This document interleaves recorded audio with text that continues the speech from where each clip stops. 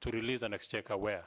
So that you find agencies, some of the agencies are 60, 70% or 90% on consumption of the exchequer, yet you have others that are still lagging at 40, 50% way towards the closure of the financial year. So they are very powerful, and I think it is just not about, leadership. It's about also trying to shuffle those senior cartels that are there in the Ministry of Finance. And please do it if this committee approves you. Mine that was a comment. And a question, is the exchequer, not exchequer release, on shareable revenue to the counties? The law says the 15th of every month, the shareable revenue should be released to the devolved units. It has never been done in the last 10 years. What will you do different to make sure that our counties receive their shareable revenue on time? Thank you, Honorable Speaker. Honorable Mbadi, should you be approved? This country is in ICU. In my look, it's in ICU. Number two, the success of all other cabinet secretaries that Parliament might approve, which now seems to be an alumni of Nairobi University, the success or failure of cabinet secretaries will be University of Nairobi. University of Nairobi. It's now the cabinet is alumni of Nairobi University.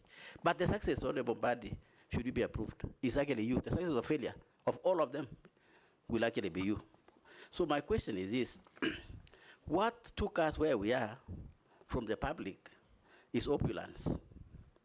It is the behavior of public servants and government servants vis-a-vis the performance of our economy. The talk of a performance of our economy is that it is very bad. The behavior and the look of the people who work in government is that it is very good. And I will give you an example. A minister driving a Prado, and then he has a chase car, which is a Prado. And actually, two of them, I have seen this on the road.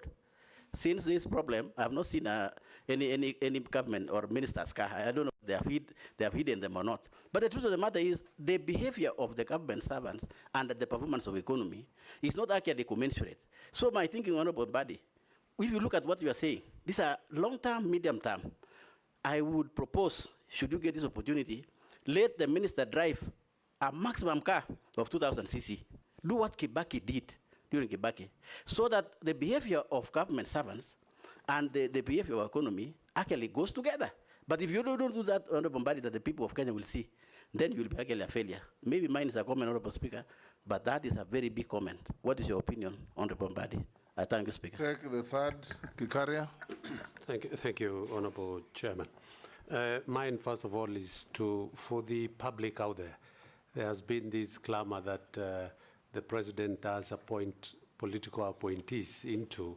I think John Mbadi is answering them. They are out there. John Mbadi is making a good account to answer that question to the public. My question is to the nominee is this. Currently, you're the chairman of PAC, and the auditing financial statement usually are 2 years or 3 years in delay. The Auditor General's report, which is a very important report for purposes of oversight, usually come late. Maybe 2 or 3 years behind. What steps will you take to expedite the conclusion and consideration of the audit report in Parliament? Thank you, Honourable Chairman.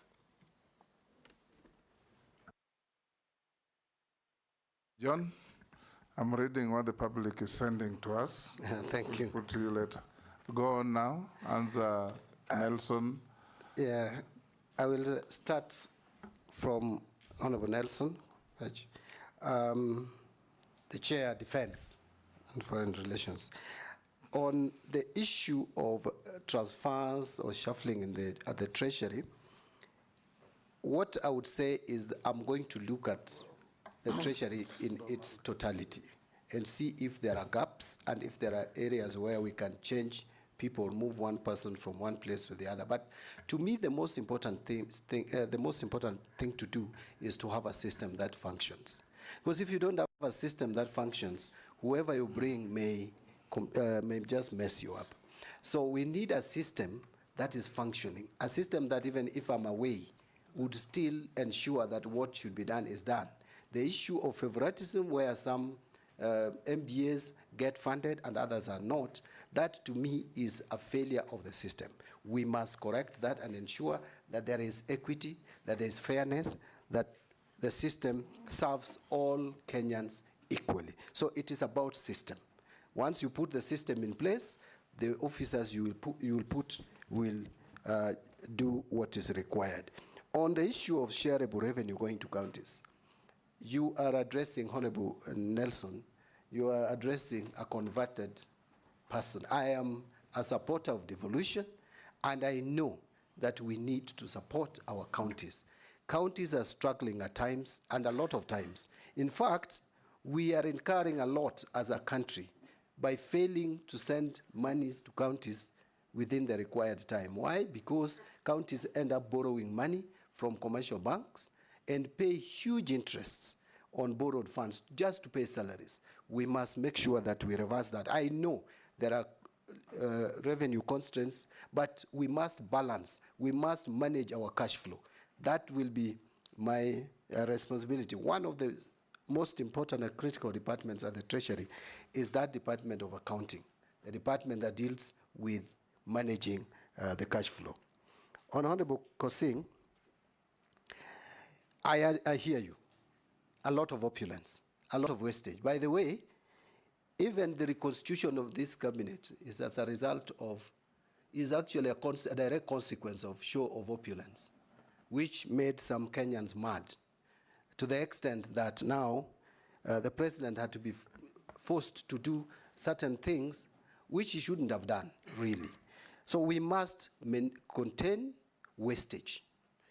We must contain wastage, but we shouldn't be mechanical about it. In my view, we should contain it practically. One of them is to reduce our operating expenditure. We must make our budget transparent. This idea of lumping budget lines and saying other operating expenses must go from our budget. What are these other operating expenses? We must be clear. If we are paying for mileage, Mr. Speaker, for example, let it be known. We know that members of parliament have to be facilitated to go to the consumer. I'm not saying that is parliament that is putting, actually parliaments rarely put block figures. It's good to use us as an example. Yeah, but I'm giving no parliament as an example. But there are ministries, departments, which do that. Mr. Speaker, have you asked yourself why we still have one officer, a driver, taking impress for 200 staff for a training? Yet every member of staff has an IFMIS number. Let each person get a per diem allowance or impressed and comes back and accounts for it, like it happens in parliament. Anytime I move out of the country, I am given my impressed. I come back and account for it directly. It's not never given to clerks. But you go to ministries, there is lump sum amounts, impress, you find someone taking 3 million. These are wastages that we must work on and control. Finally, on that, Mr. Speaker, and as I said, we must work on procurement. That, to me, is the elephant in the room. On Honorable Gikaria, I know Kenyans have not had kind words for political appointees, but I also want to tell Kenyans out there that being in a political office is just a calling. Actually, it is them who elect us to those offices. It doesn't take away our training, background, and professional experience. I have said I've worked for 28 years. I am a professional, just like any other professional, whether in politics or in private practice or in otherwise. Remember, Mr. Speaker, I didn't say this. This Public Finance Management Act, my signature is here. I was in the task force which did this Public Finance Management Act. We were with the former CS Rotich. We were with Kamau Thuge, who is now the governor of Central Bank. We were with Professor Malombe, or I don't know whether it's Dr. Professor Malombe, who is now the governor Kitui, and myself, paid by World Bank to to prepare this Public Finance Management Act, which is used by everybody. I'm a professional, Mr. Speaker. Mr. Speaker, in 2011, you remember, and we were with you in the National Assembly, consulting with Mass Group. I was their consultant. We came up with the 10 million error in the budget. I'm the one who brought it to the House, which became known as computer error. As a professional, I made sure that Kenya, and by the way, Treasury agreed that that was an error. Remember, there were professionals at the Treasury, but the professional who is a politician is the one who discovered that there was computer error. So I want to just give confidence to the public that even when you're a politician, you can be a professional. Finally, on chairing PAC and financial statements that are in arrears, the confidence is this, Honorable Gikaria, that beginning with Honorable Wandai, who is my predecessor, to my committee, we have really tried to be up to date. In fact, I am leaving that chair when we have just concluded examining accounts for 2021-2022. We were planning to have the report in the House in July. Unfortunately, because of the events that we are all aware of, that report, I'm sure, will be tabled in August. Then we'll only be remaining with 2022-2023, because 2023-2024 has not been audited. It will come next year, like February. The committee that I'm leaving in place, I am sure before the end of this fiscal year, will be done with 2022-2023 and table their report. So we'll be up to date. There should be no worry at all. The National Assembly has done a lot of justice to our audited accounts. But, Mr. Speaker, you will allow me to mention that we need to give more resources to our Auditor General to do special audits, do forensic audit, because this financial audit that we are paying too much attention to is not going to help us really improve financial management. In my office, if you approve me, I will persuade the cabinet to give more resources. We can afford to give more resources to Auditor General to save much more, because we are losing so much. Special audits, and I've left quite a number, which I asked the Auditor General to do. If you look at those special audits on the study, 3 of them I'll mention. One is on Article 223, Mr. Speaker. It is there in Parliament, and the committee will deal with it. There's another one on fertilizer. All these issues that we are talking about are in that report. Number 3 is on Stadia. Serious mismanagement of resources or in construction of our study across the country. If you look at that report, you would be very happy with the work of the Auditor General, as opposed to financial report. So we should really give more resources to the Auditor General to do special audits so that Kenya can save money, which is being wasted through corruption. Thank you, Mr. Speaker.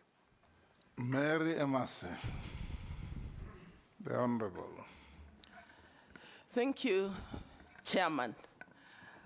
Nominee, my questions to you start from a statement you've just made to Kenyans, confirming that in the collapsed finance bill, 2024-25, that indeed there were good clauses or good intentions for Kenyans. And that is why some of us who voted yes believed in incorporating the views of Kenyans through public participation, removing the bad and approving the good therein. Having said that, one of the reasons why we've been judged harshly by Kenyans, and again you've alluded to that, is the miscommunication. How we communicated the contents in the finance bill to Kenyans, which was surrounded by a lot of propaganda. Now my question to you, how best do you think that we should communicate to Kenyans? How best should we do public participation going forward? Because you are the one who is going to bring to us the next finance bill. Secondly, you've also spoken to the aspect of revenue raising, and you've said you're going to look at, have a dialogue with KRA and see how best to improve KRA. Do you believe by just restructuring or reorganizing KRA, we will be able to raise sufficient revenue to finance our budget? If not, what other revenue raising measures do you intend to bring on board because you're the one who will be bringing to us the finance bill. Last but not least, we have interns in KRA. Some of them have been serving for the last 3 years and just getting stipends. They have not been confirmed. Yet I'm also aware that KRA is understaffed. For them to realize the objective, they need to be staffed properly. What are your thoughts? What are you going to do about it? And finally, the last one. One at a time. The last one, Honorable You've Speaker. hit 2 already. Just the last one. Again, a nominee in the supplementary estimates one for 24-25. We have rationalized expenditure for all sectors in pursuit of fiscal consolidation. And this is adversely affecting some of the social safety nets that are likely to affect the most vulnerable members of the society. How do you intend to turn around the economy so that you cushion Kenyans to prevent negative impact on their welfare? Thank you. Members, at least be conscious of your colleagues also queuing to ask questions. Chair, my apologies. You know, we've worked with the nominee in the budget and appropriations, and we're also in the same line. So I had a number of questions. Thank you. Divorce and due familiarity with the nominee, and interview them in the manner we have been interviewing others. Dawood. Thank you, Mr. Speaker. One question. Thank you, Mr. Speaker. The nominee, Honorable Mbadi, the division of revenue for the county governments was reduced because of the failure of the 2024-2025 finance bill falling. And now, subsequently, the finance bill 2023 has been declared unconstitutional. Do you, in your opinion, think that again you will ask for the division of revenue from 380 billion going to the counties going down again? Secondly, is the tax policy, being an accountant of long standing, you know, there has to be, tax has to be simple and not be changing each and every other day. You have to give businesses time to recover, because I mean, if you change tax policy every other year, how do people plan on what they are going to do? Because that is the other issue. You talked about pending bills as well. You said they should not be paid, or you will have a system. What kind of system are you talking about? You're saying they will not be paid, or you will pay them, but in what manner will you pay them? Thank you. Murugara as well. Thank you, Mr. Speaker. Nominee, the Honorable John Mbadi. To the eyes of Kenyans, you are actually the treasurer of the country. You are the one who is going to be responsible for everything that we treasure, especially our money. The first limit is, would you be able to take a stand and keep that stand firm? Will your yes be a yes and your no be a no? And if so, Kenyans know very well that the reason why we are where we are grossly is because of pilferage of public resources. And everybody knows what the Auditor General, whom you propose to be funded, has been reporting year in, year out. But not one, not two have been taken to court or any form of action taken where it is glaring that public resources are actually being wasted. If this committee affirms you to be the CS Treasury, can you tell Kenyans whether you would actually stand with them to have all thieves, corrupt people, everybody who has pilfered, being brought to book to take responsibility for that crime? And answer those, Honorable Mbadi. Thank you, Mr. Speaker. Through you to address the questions raised by Honorable Mase. Honorable Mase, I can't overemphasize the value of communication, and I would repeat again that one of the weaknesses of the Finance Bill 2024 is that it was not explained properly. And remember, there was this tax on motor vehicle. No one could explain why it was necessary. The people, some of the people or speakers the government sent or Treasury sent to explain it even made a mess of the explanation by saying that this is to increase or enlarge the tax base. Yet almost every one of us who owns vehicles, we pay taxes in one way or the other. So communication is key. Public participation, I think National Assembly, Senate, we need to come up with a clear legislation on public participation. Given the recent events at the courts, we must. This is a priority, and I am looking straight at the majority leader and the minority leader. Then the Speaker, Mr. Speaker, kindly help the government get a legislation in place if the government has not prepared one already. AG is working on one. The AG is working on one, I hear. That is very good. So, yes, I don't want to say that there was propaganda or otherwise. You know, if the animal had become bad, Mr. Speaker, in the eyes of Kenyans, the Public Finance Management Bill 2024. So reasoning was thrown off the window, and everybody believed it should be defeated. So I think that is what, but that is because of the communication. On the issue of, so you see, at the beginning, for us to communicate effectively on any matter that comes from government, first there should be believability. I think trust level has gone down. We must build it. We must rebuild trust level. The government must rebuild that trust level. On revenue collection, there are many other measures, but the most important is we must clearly have a state-of-the-art system to collect our taxes. Other revenue-raising measures, I want to mention that we must now think through methods that would generate revenue off balance sheet. One of them is climate change financing. Climate change has a lot of money out there, 1.3 trillion US dollars. We must tap into that money to reduce pressure on the budget. My colleague and friend Honorable Duale's budget should heavily be funded from the climate change financing.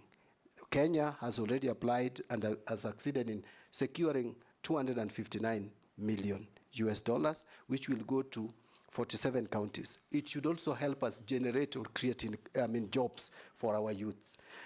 Another one is PPPs. And Mr. Speaker, allow me to say something about this. You know, we must adopt public-private partnership as a country.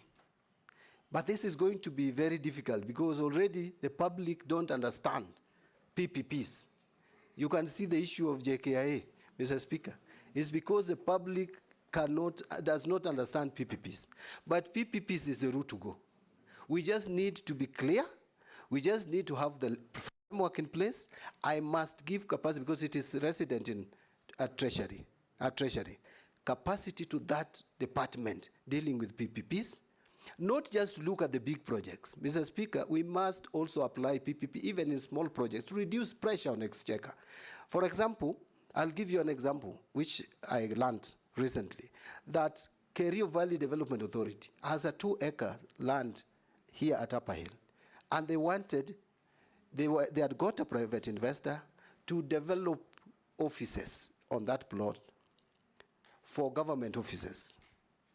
That request was sent to the National Treasury, and it is gathering dust until they gave up. We must embrace PPP, not just for big projects, across level. And your guess is as good as mine why people focus more on big projects and not the small ones. Road sector, in terms of even maintenance of the roads, in terms of even developing new ones, but we must clearly do evaluation and see if they can work. There is the energy sector, even agriculture, irrigation, we can do PPPs, even the communication, all sectors of the economy, so that we reduce pressure from the Exchequer. On staff at KRA, I think I dealt with this before, that we need to look at the staffing staffing of KRA and give them capacity and fill in the gaps. If there are people who have been serving on contracts for a very long time, it's not even, that is not even permissible in terms of human resource management. There is a period through which you can work as a temporary staff. On supplementary one, how do we turn around the economy? This one, I have a lot to say, but I don't want to say so much that I have, because it may take the whole day. Let me just, in 1 minute, summarize. Why is it that our economy grows at 5.6% but is not felt? You need to look, Mr. Speaker, and assess where we have the economic growth in this country. It's mostly agriculture and social and services sector. Agriculture is known not to be very good in raising revenue for the economy. Not very good in raising revenue, world over. Why? Because it's largely informal. Now, we must treat agriculture not as an end in itself. We must invest in agriculture, but with a different mindset. We invest in agriculture to support manufacturing, because manufacturing creates more jobs, manufacturing grows economy much more. Vision 2030, our intention was by 2030, we hit a minimum of 10% GDP. We must do that by working on manufacturing. I want to leave it at that. On Honorable Daewoo's question, division of revenue, my view is we shouldn't cut any further the monies that we allocate to counties. Otherwise, we will kill devolution. This was a masterstroke with this constitution. We must, and we owe it to future generations to protect devolution at whatever cost. And that is why in the PFM Act, the moment we approve money to counties, you cannot reduce money that goes to counties, even if there's a shortfall in revenue collection. That was meant to protect the counties. One of the functions given to Treasury is to protect the county governments. And I would not fail in my constitutional obligation to protect the counties.